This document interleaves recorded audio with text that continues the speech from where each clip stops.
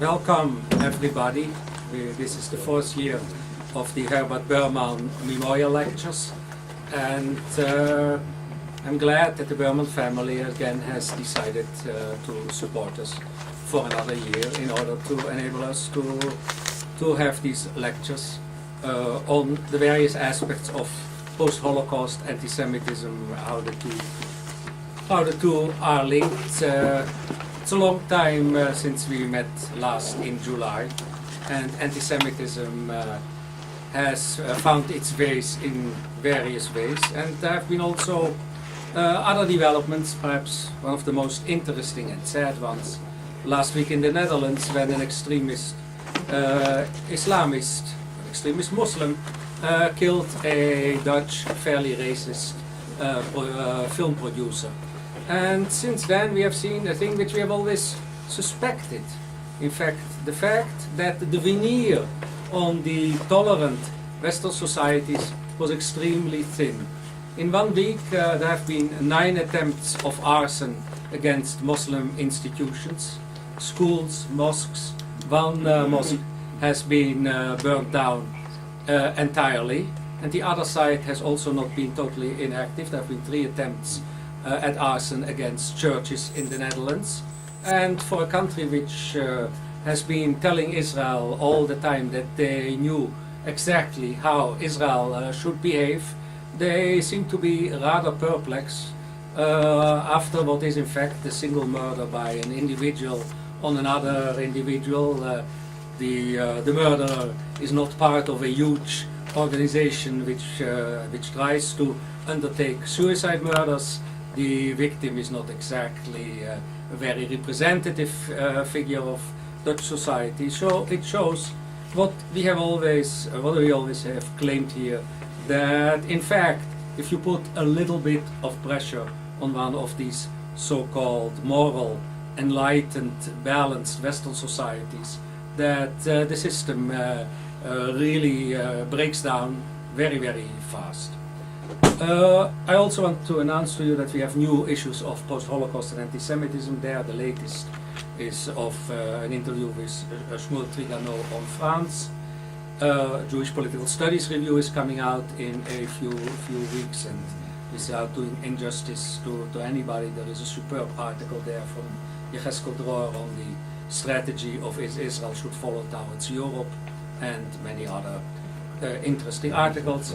We have a long series of lectures coming up, both in this series, the second lecture, a Berman lecture with Itamar Marcus of Palestine Media Watch on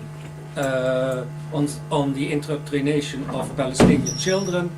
On the 6th of December we have 2 lectures in our new series, The Change in Jewish Community, Professor David Schnall, which we do jointly with Yeshiva University, whose new Israeli director and old fellow of the Jerusalem Center, Howard Weisfeld, is with us today on the 25th of November, and then we have the 3rd lecture in that series with Stephen Windmuller on the 20th of December.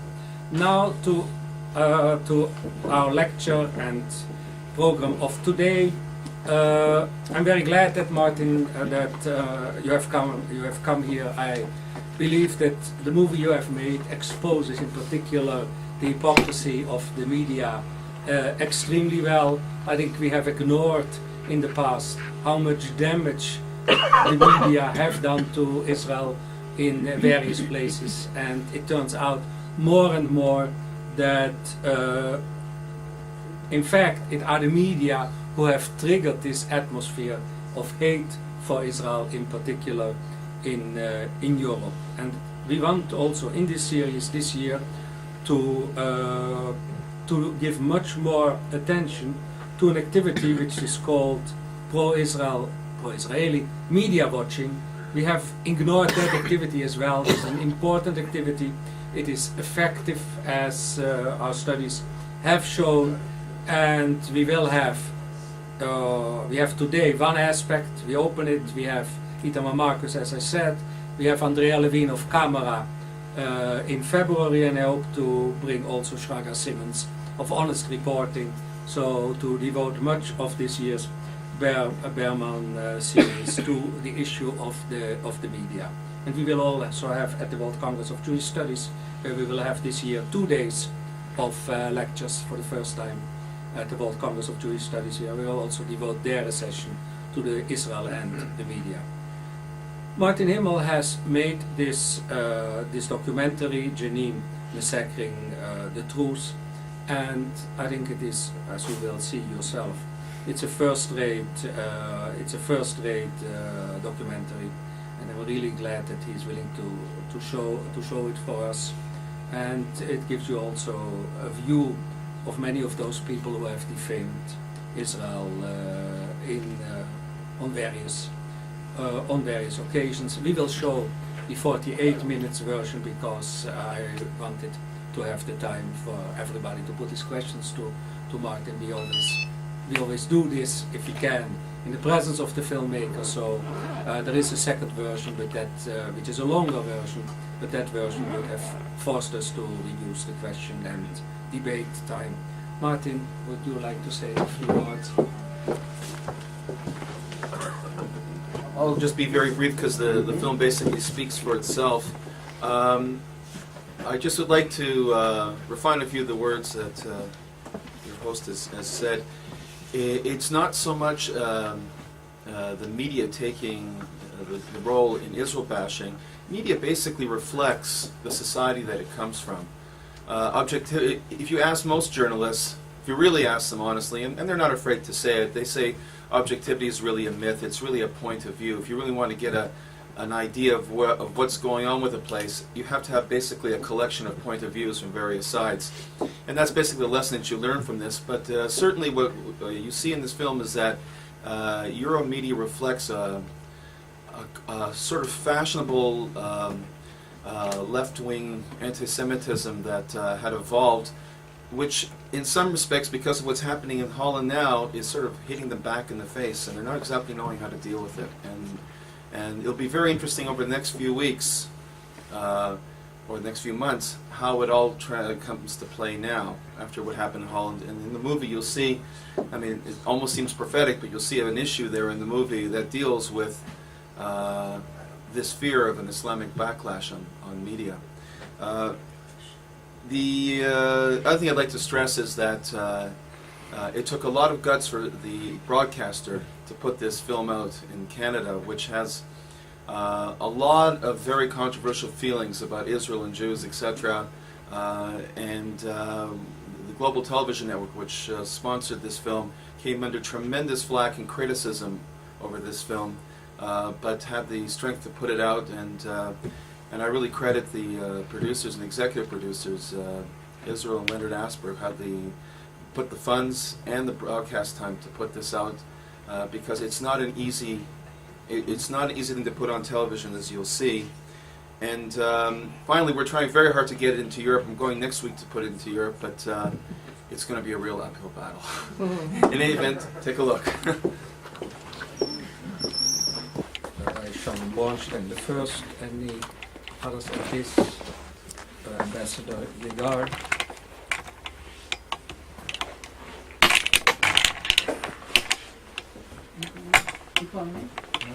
No, I first. First, Shalom. Yeah. Sean. My question is, the comment that was made, sort of on a soft tone, Jews don't issue fatwas. Have you gotten reaction to that? And in fact, my question would be, many people perhaps who would see the film would not know what a fatwa was and not understand the impact of that statement from someone who is not necessarily pro-Israeli or Jewish or whatever one would say, but I think there was a key comment: Jews don't issue fatwas. I was sort of astounded. Well, first of all, that's why I deliberately asked him afterwards, "What do you mean?"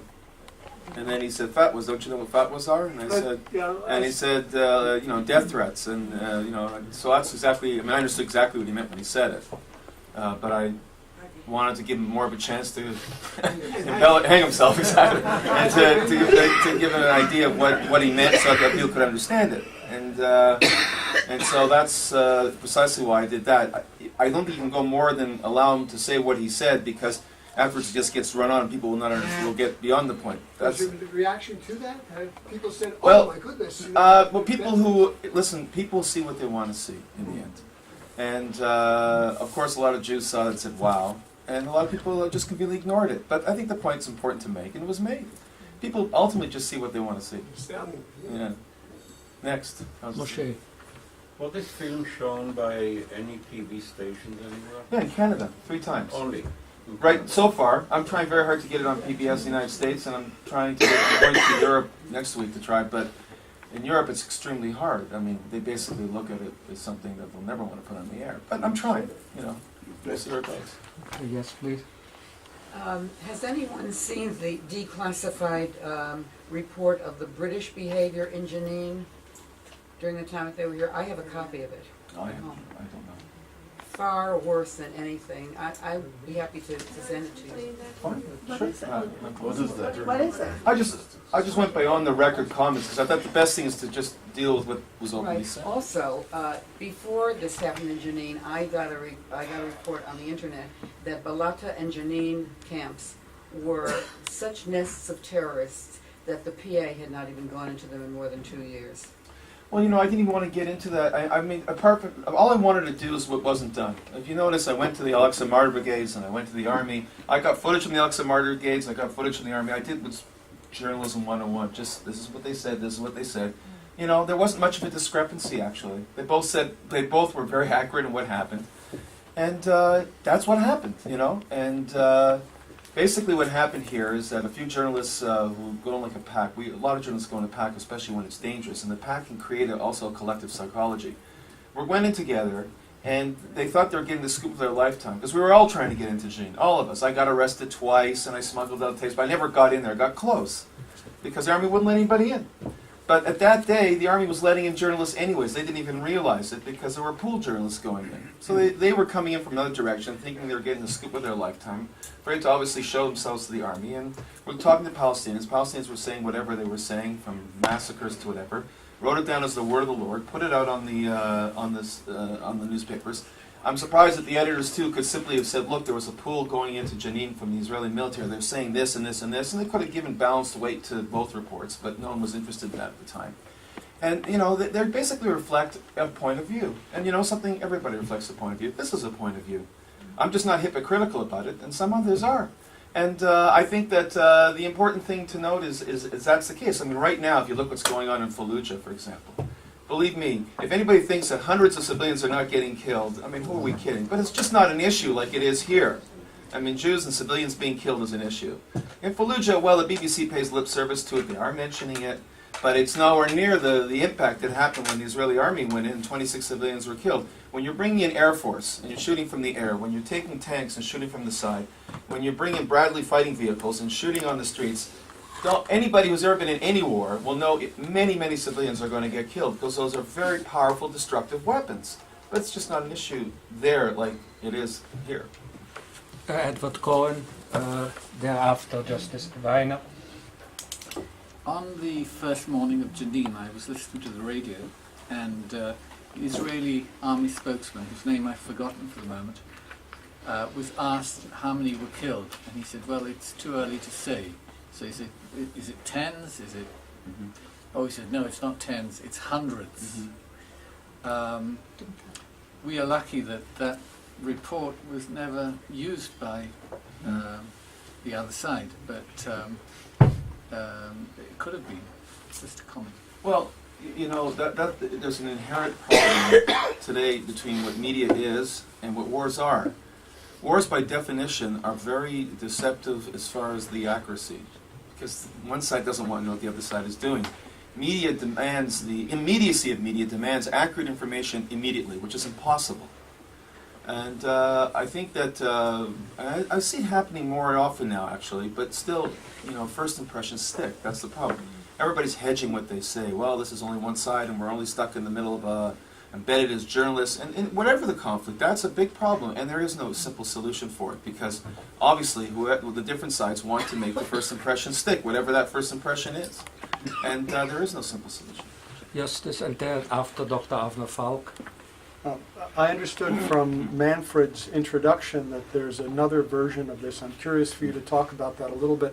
And also, I wonder if it would be worth your while, either in this other version or in some future version, to interview someone who would look at the battle afterwards and say, well, had aircraft been used, or had artillery been used, Israel might have captured, subdued, whatever the center of Jenin, and not suffered this many fatalities and injuries.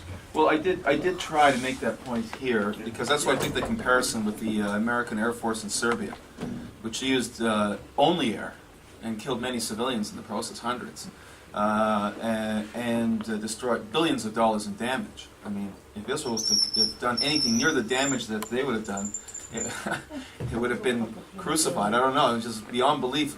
I was there. I mean, you saw. I filmed. I was in Serbia. That's why I used it as an example. But it was legitimate, you know. It's in that case, quote unquote. And so I did use that example. In the more in-depth version, you get a much more in-depth idea of what the journalists had to say. You also get a much more in-depth idea of the issue of the first impression. It's a DVD of 75 minutes. It's too long for broadcast because people who don't have such a compelling reason to see it would find it hard to see. But if you are interested, it could be ordered and you could see it. It gives a much more in-depth idea of the first impression and political manipulation in media. And the previous questioner, I don't know her name, she was referring to what the British did in Jenin. I'm not sure if she's thinking of what I'm thinking, but in the Arab revolt from 1936 to 1939, it was common British practice to go into towns where maybe a British soldier had been shot, and as a kind of collective punishment, simply blow up everything in sight. Well, in Iraq, during the British administration of Iraq, they killed tens of thousands of civilians that way. It didn't work, by the way, but I mean, you know, I make a point, and a lot of Israelis don't like the point I make, but I make this point anyway. You know, I hear so many Israeli, the Israeli media advocates make such a terrible mistake when they go on. It's a very simple mistake, and I think it's got to be a little bit of a soul-searching within Israeli circles themselves, and that is, they're always brought up with things, well, you kill so many civilians, and immediately, oh, this is the most moral army in the world, and we don't kill so many civilians, and they're always on the defensive. And I say to myself, you know, first of all, Israel does kill civilians. It does, like any army, it tries not to, but it kills civilians, it takes over homes, it blows out walls, it does all this stuff. The thing is, so do every other military, and some of the most enlightened militaries in the world. War, by definition, is a terrible thing. You know, you got to call war what it is. It's terrible, it's uncivilized, it's butchery, it's inhumane, it's killing. And it's not pleasant, and it's not right, but every state does it. For whatever reason they do it. It's just the reactions from the Israelis that come should not be, well, it's the most moral army in the world, except because then you're leading yourself to all sorts of Pandora box of troubles. The reaction should be to a British broadcaster, why are you such a hypocrite? How come you're going to me like this? And look what you're doing in all sorts of places like Basra, Fallujah, or Serbia. Why are you sticking this finger at Israel this way and not yourselves? What's really behind it? Come on, what's really behind it? Is it anti-Semitism? And they got to see what you're calling me an anti-Semite? Suddenly, the whole focus of the conversation is going to change. And not only that, the media will love it because they love the controversy. So, I mean, it's this apologetic, higher moral stand that's putting Israel into such bad places. First of all, you got to admit they kill civilians. They do kill civilians. They take over homes. They blow up homes. They do terrible things. So does the American military, the British military, the French military, and so do the Palestinians. So does everybody else. You know, it's a holier-than-thou attitude, a self-imposed holier-than-thou attitude that causes a lot of problems. Now, when I tell it to Israelis, what I get is, how can you say this? How can you say we are the most moral military in the world? And, you know, like, I feel uncomfortable, but, you know, think about it at least. Well, maybe you can say Israel does it, but Israel doesn't relish it. No, so Americans say the same thing too. You got to get away from that argument. They kill civilians. America kills civilians. Britain kills civilians.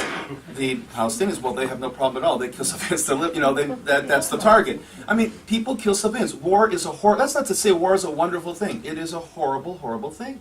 It's something we should all avoid. But that's what happens in wars. And get the hypocrisy out of it. Avner and then Dr. Max Reis. First, I want to congratulate you on the film, which is very well made. Thank you. Moving well. I want to ask you a specific question about interviewing technique. Yes. I noticed that two things. One is when you were interviewing some very, what one might think of as rabid anti-Semites, you were nodding, he was saying those really outrageous things about Jews, and you were nodding and nodding. Now, nodding is a technique used to encourage your interviewee to express himself. Absolutely. But at the same time, That's what I wanted. That's right. But it's a two-edged, what I'm trying to say, it's a two-edged sword, because at the same time, the viewer of the film and others, and maybe the interviewee himself, may from the nodding that you're agreeing with. Fine. Okay. That's exactly what I wanted them to say what they will feel. Do you want the viewer also to think that you're agreeing with this gentleman? No, it's not what I'm really concerned. Sorry, go ahead. Sorry, would it not have been perhaps more efficient, more effective to just keep a poker face and neither nod nor agree nor disagree, but just you don't think so? Not personally. That's just my. But that doesn't mean Well, there's. let me carry this to the second incident, Yeah. and that was with the journalist from the Independent, I think. Right. Who was saying, I didn't use the word massacre, I didn't use the word atrocity, and you Telegraph. knew that he had. You knew that he had. You even put this. Right. Yes. Now, why would you not have, say, brought with you the clipping from the paper, and at the same time that he was saying, I didn't say that, you would just present it to him and say, here's what you wrote. You did use those words. And the same with the Jenin, the Giovanni, and so on. Well, because first of all, Just a matter Jenin of Giovanni. technique is what it is. First of all, with him, because sometimes the truth or a fact said as simply as possible has much more impact than racing after the person. I thought that Jonathan did a very good job. Like I did use Jonathan. He said, "Look, I'm disappointed that everything, that you fanned the fires as saying hundreds were killed there, and you didn't put my side." Then I let him I let him defend himself, because when you're in defense, you're already in trouble. You see, which is a problem here that Israel has all the time. So I mean, and he sort of hung himself on those points. It couldn't be made more obvious than it was. Whoever wants to see it will see it, and whoever doesn't want to see it will not see it. So I don't want to get into an insecure position, saying, see what he said, see what he said. It shows, in my opinion, it shows a certain amount of insecurity. Same thing with the nodding. I want them to say what they have to say. I think it makes the point. That was my particular But you position. let him get away with lying.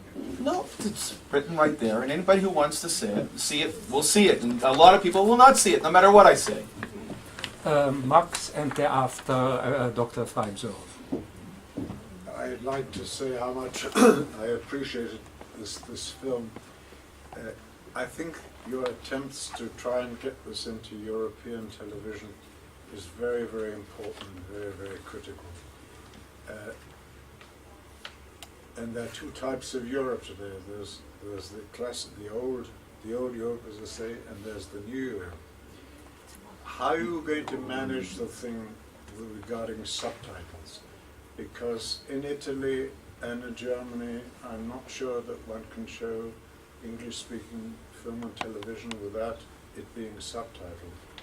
How would you solve that in order to promote the film? Well, we'll subtitle. It's going to be shown here in Israel, December 14th on IBA, and it will be, it'll be subtitled. So it will be subtitled also in other countries too, if we can get it on.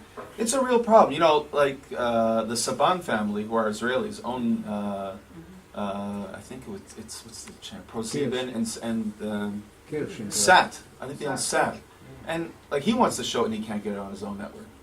It's not a simple matter. I'm going to meet with Channel 4, Sky next week.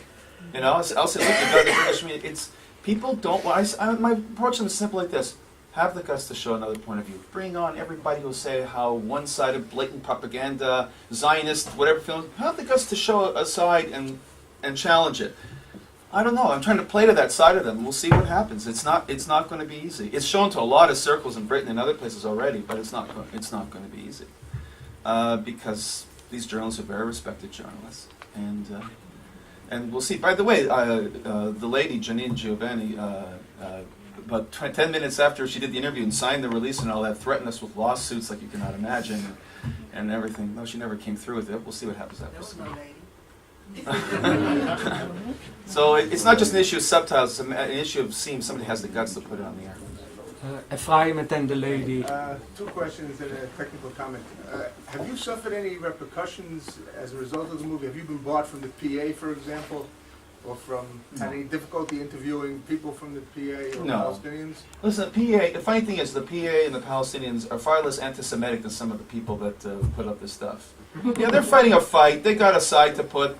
And I find far less hostility for Israelis and from when Israelis are invited to the Palestinian areas, for example, when that type of thing. Sure, there are different sides, and there's a war, and there's trouble, and there are enemies, but it's a different type of playing field than when you're dealing with it. Here, there's some sort of like inbuilt venom and hatred that's just like with Jenin Jenin. I was astounded. I don't think that the Telegraph fella is such an anti-Semite. On the contrary, I think he sort of fell into all this and didn't know how to get himself out. I think the Guardian statements about 3,000 dead is anti-Semitic. Certainly, I wanted to go to somebody from the Evening Standard who said that genocide was committed there and the water wells are poisoned. That's blatantly anti-Semitic. It was interesting. Anybody that I went to and had to say directly what I wanted to talk about, instead of saying I'm talking about media and warfare, shut me on mute. They would never talk to me. Those were the toughest, some of them. We managed to get Jenin de Giovanni, but some of the others were, they know what they were dealing with. Or the guy who did that cartoon, Dave Brown. Yeah, it was Dave Brown. Yeah. That leads me to the second question. You didn't. There was no attempt here to go, for example, to the French media or to the Italian media, German media, and is that because it was just easier for you in English, or? Yeah, there was enough right there in England to deal with it. There isn't any of that in the larger version. We mentioned it, but I took a focus, and I decided to go to English anyway because it's English. Yeah. Okay, one last just a technical comment. In the beginning, you mentioned 87 Israelis killed in the suicide bombing. Then you said 133. What I said, what happened was there were 87 Israelis killed in suicide bombings during that time. There were 133 killed in all different types of killings, not just suicide bombings. Yeah, that's why. Right. Yes, please. And afterwards, Dr. David Lazar.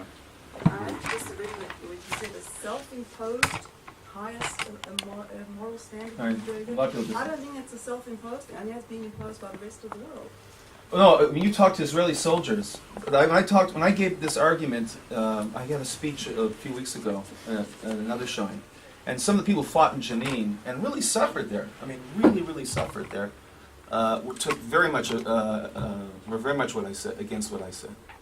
They said no, this is a much more moral army and a much more higher army, and they were very much against what I just said. But isn't the fact that they didn't bomb the whole place directly from the air show that there is a much more moral army? Look, to be quite honest, okay, in my opinion, there's a reverse cynicism here. I think that when the Israeli army decided not to bomb from the air, they weren't thinking about the civilians in Jenin. They were thinking, God, we've got to deal with the media here. We've got to deal with the world.